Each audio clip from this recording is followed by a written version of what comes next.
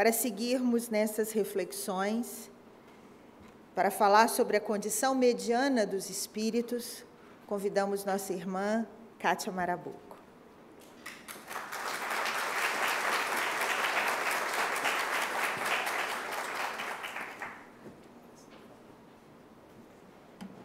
Bom dia a todos. Um prazer novamente estar aqui com vocês. Eu vou pedir à organização para roubar 5 minutos a mais dos tempos das perguntas, porque talvez não dê tempo os 15 minutos. Essa pergunta que a nossa Mirna fez é muito interessante, porque eu também, quando eu li o livro Libertação, do André Luiz, que vocês já leram, quando eu vi aquele sofrimento, eu disse, meu Deus, eu preciso me melhorar rápido, não quero ir para esse lugar. E aí, na época, esteve lá na nossa cidade, eu convidei o nosso querido Henrique Rodrigues, mineiro, e aí eu perguntei a ele, Henrique, eu estou impressionada com libertação, eu não quero ir para aquele lugar. Eu estou preocupada porque eu preciso me melhorar rápido. Ele disse, não fique preocupada. Aquilo ali é quem se preocupa só do umbigo para baixo. Nós já estamos melhorzinhos. E aí eu me aliviei. Então, quando me deram esse tema, eu digo, mas que beleza, eu vou falar das minhas preocupações, porque nós somos os medianos. Nós que já temos essa angústia de nos melhorarmos, de querermos ser um pouquinho melhor, porque erros, meus irmãos, todos temos. A caminhada é muito longa, e nós não vamos ter a pretensão de, numa única encarnação, a gente rapidamente crescer. É lento. É tão lento que, às vezes, no final, você olha para trás e diz, nossa, eu só melhorei isso aqui, como o nosso irmão Jacó, que se descobre no mundo espiritual, olha para si e diz, mas eu não tenho luz nenhuma, todo mundo com luz e eu não tenho. Imagina ele, que trabalhou bastante dizendo isso, né? Mas eu quero convidar vocês para olharem esse quadro, e eu quero ensinar, foi o que eu aprendi, né? Essa imagem de Jesus, os pintores, quando eles colocam, observem a imagem terna, generosa, compassiva, que ele olha para o sofredor. Porque, muitas vezes, a própria psicologia diz isso, que nós olhamos numa situação, aquele que está sofrendo, dizendo assim, eu estou melhor que ele. Então, isso é orgulho e vaidade. E observem Jesus, que é o modelo que nós temos. Como ele olha, a ternura que ele olha para o sofredor. É isso que nós precisamos modelar e nos espelharmos. Então, quem é que está na condição de mediano, como eu disse para vocês? E, depois que nós lemos, você conclui o seguinte, quem está na condição é antes bom que mal. Nós, durante toda a nossa vida, nós temos muitas atitudes ainda de maldade. Muitas vezes maldades pequenininhas, às vezes maldades maiores, mas ainda somos maus. Mas também temos muitas boas atitudes. Muitas vezes, quando você pergunta às pessoas, especialmente espírita, qual é a sua virtude? A pessoa tem dificuldade de achar, mas nós temos. Nós temos já bastante virtudes, porque as conquistas do espírito, ele permanece. É uma boa pessoa na vida material, mas tem traços de egoísmo, vaidade e orgulho. Às vezes, traços bem grosseiros, às vezes, traços pequenos, porque é bem extenso essa condição. É honesto aos olhos dos homens e busca modificar-se, mas ainda está preso aos prazeres e bens materiais. Nós estamos ainda em cima do muro, queremos nos melhorar, mas gostamos de uma festinha, gostamos dos prazeres que os espíritos dizem também. Homem, vivei a sua condição.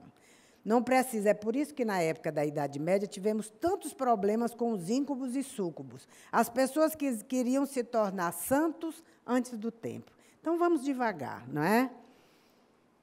Então, antes de começarmos a falar do que o Kardec nos ensinou no Justiça, no Céu e Inferno, nós vamos falar do leito de despedida. Nossos companheiros aqui estavam contando, realmente, como profissional de saúde, eu já presenciei casos e casos no leito de despedida. Então, segundo Bozano, no livro A Crise da Morte, no leito de despedida, quando você desconhece o processo, que quando você já conhece, já é um pouquinho melhor, mas ainda o medo ainda toma de conta. É natural, minha gente, é natural. Então, há uma cessação das funções corporais, há o sofrimento físico, a ansiedade cessam. Gradualmente, a criatura entra numa inconsciência absoluta. Quando nós vamos dormir, nós vamos devagarzinho, devagarzinho, e adormecemos. A gente nem percebe esse momento. No momento da morte, é também assim, devagarzinho, devagarzinho, a maioria das vezes. Mas eu já presenciei pessoas segurando na mão dos seus familiares, não me deixe morrer, não me deixe morrer, eu não quero morrer. Imagina como é terrível, não é? Transporta a crise, opera-se em pleno despertar da consciência, os laços são bruscamente rompidos e a pessoa se sente terrivelmente atordoada. Nossos companheiros videntes já me mostraram que, às vezes, o paciente, quando vai visitar, aquela visita no hospital, que o paciente está prestes a desencarnar, começa a se formar aquela nuvem em cima do tórax, e ela, pouco a pouco, vai se espalhando e formando o duplo etéreo. O amparo dos guias, o reconforto, o aconselhamento e assistência. Esse é uma foto que tem na internet para todo mundo ver, o espírito se levantando, não é? E vocês se lembram daquele filme Ghost, que é uma pálida noção do espírito quando está se levantando. Ainda Bozano nos fala que a sensação experimentada na crise da morte, a mesma sensação de entorpecimento do sono físico, as lembranças de todos os acontecimentos da vida, que o doutor Ney falou ontem, da experiência de quase morte. É muito sábio esse processo. No momento que algo está prestes a nos cortar o laço vital, o nosso corpo mental, ele rapidamente faz um backup das melhores lembranças que nós temos na vida. Isso é tão importante que é um momento que basta a pessoa ter uma ameaça à sua existência física, ela faz isso. Que tem muita gente que experiencia isso em acidentes, é um backup rápido que o espírito faz e leva tudo para o corpo mental. Então, a sensação de flutuar fora do corpo, num desconhecido meio de existência, a pessoa pensa nas pessoas que ama e o pensamento leva rapidamente junto às pessoas que ama, ouve a conversa das pessoas no velório, por isso que os espíritos nos orientam a termos muito cuidado com o que pensamos, porque atrai muito, e a pessoa vê o próprio corpo, não é? É o chamado período de crise moral, nesse momento, que é extremamente doloroso, porque, ao nos lembrarmos do que a gente deixou de fazer, nós sofremos muito. O irmão Jacó nos oferta essa passagem belíssima no seu livro Voltei, As Últimas 30 Horas. 2 corações a bater no peito. Visão comum, a visão comum se altera, fica embotada, a pessoa começa a ver clarões subitâneos, uma densa neblina, um frio intenso à extremidade, é o momento dessa frieza, é o momento que o cadáver vai começando a esfriar as extremidades, o espírito sente ainda que nós temos, nesse momento ainda, o nosso corpo perispiritual, que ele é ainda matéria, então sente, nesse momento. À esquerda, forma-se um depósito de substância prateada, uma sensação de esmagamento no peito. Isso é algo extremamente interessante. Ontem o nosso Ney falava sobre a aderência. No livro, por trás as experiências psíquicas por trás da cortina de ferro, eles nos falam que os médiuns viam, por cada poro do nosso corpo, sai uma faixa de luz que liga ao perispírito.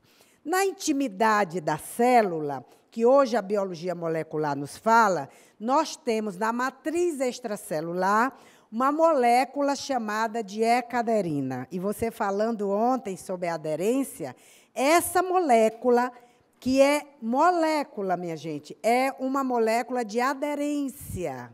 Então, vejam como é belíssima a estrutura molecular. Então, essa aderência que os médios veem aqui nos poros, ela vai penetrando como uma sonda até a célula, e lá na molécula da E-caderina, ela fixa. Então, é algo extraordinário. Então, essa sensação de esmagamento há um abalo indescritível na fossa romboide, que é aqui atrás, na face posterior, com um choque elétrico. E uma sensação de câmara ultra rápido. A criatura se sente sozinha e amedrontado. Imaginem vocês, o irmão Jacó sentiu isso, sozinho, amedrontado. Então, é natural essa sensação. Se não tivermos a fé poderosa que Jesus está nos segurando a mão, nós vacilamos nesse momento e podemos até atrair mentes desequilibradas. Mas eu quero dizer para vocês, nesse livro aqui, Obreiros da Vida Eterna, que é fantástico essa descrição que nos ensina André Luiz, da serva fiel e a rota fácil. Eu tenho uma palestra que falo sobre o despreendimento. Então, existe a rota difícil, que é aquela que o espírito se fixa ao corpo e não quer sair, e a rota fácil, que é essa daqui. E eu trouxe para vocês a rota fácil. As lições de Dr. Bezerra de Menezes, vejam só. Libertar a mente dos apegos. Não olhe para trás. Na terapia de vida passada, a gente aprende, na transpessoal, que no momento do desencarne, você não olhe para trás. Vá subindo e vê. E como a mulher de Ló, que se petrificou porque olhou para trás. Então, a gente deve ir olhando para frente, só olhando para a luz, só pensando em Jesus. Libertar a mente dos apegos, na hora da libertação, muitos, em vez de olhar para cima, vê aquele corpo que está imprestável para prosseguir e volta o pensamento. Acaba revivendo reconstruções menos construtivas e fixa-se ao corpo. Tropeçam nas próprias apreensões. É lembrar de Jesus, que ao pé de Lázaro, diz, Lázaro, sai para fora. Jesus chama. Então, nesse momento, o casulo, ele conta a libertação de Adelaide, o casulo reduziu-se e as asas cresceram, as asas do voo espiritual. Né? Adelaide liberta-se sozinha dos laços no plexo solar e no cardíaco. Lembram que eu falei que aquela nuvem se forma em cima do tórax, no plexo solar e no cardíaco? Mas isso daí é necessário, para fazer isso, treinamento durante a experiência terrena. O que é que nós precisamos? O sono é uma pequena morte. Aprender a dormir, aprender a desprender-se suavemente, para a gente treinar para a vida espiritual. A vida e a morte, minha gente, estão sempre juntas. Esta é uma imagem linda que eu tirei da Folha de São Paulo. Na online, eu tirei, demonstrando que a vida e a morte, elas convivem de uma situação muito normal. Então, agora nós vamos passar rapidamente as lições, as grandes lições do livro Os Espíritos em Condições Medianas, e aqui com o Marquês de São Paulo. Ele diz aquilo que nós vimos anteriormente: os olhos se turvaram pelos laços carnais ainda serem vigorosos. Então, o espírito ainda muito ligado ao corpo físico, os olhos se turvaram. O poder da oração, ele dissipa a perturbação. Então, nós devemos orar bastante pelos nossos entes queridos, por nós mesmos, para que, neste momento, esses laços sejam soltos brevemente, né? Esse espírito, ele nos diz uma coisa muito interessante nesse relato. Ele fala como se ele diz assim, que o físico sofreu mais do que o moral. O físico era que estava sofrendo dores.